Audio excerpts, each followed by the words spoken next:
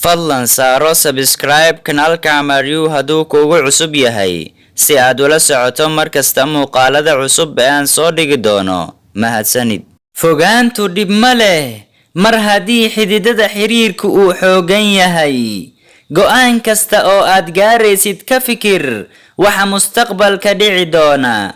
Ha xisaabsan waxa gacantaada aan ku jirin inta aadan helin ka hor. Haddii aadan sabab u noqon karin qof dhoola cadeyntiisa, sabab ha u noqon qof caradiisa.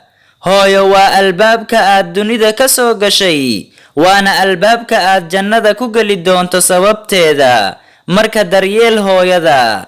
Markii aad bilowdo inaad qof jeclaato, way adag tahay in aad isxakamayso. Ha aaminin kuwa ku dhahaya waan ku jecelnahay, ee aamin kuwa ku dareensiinaya inay ku jecel yihiin. Kalsoonida xad-dhaafka ahi way ku dishaa.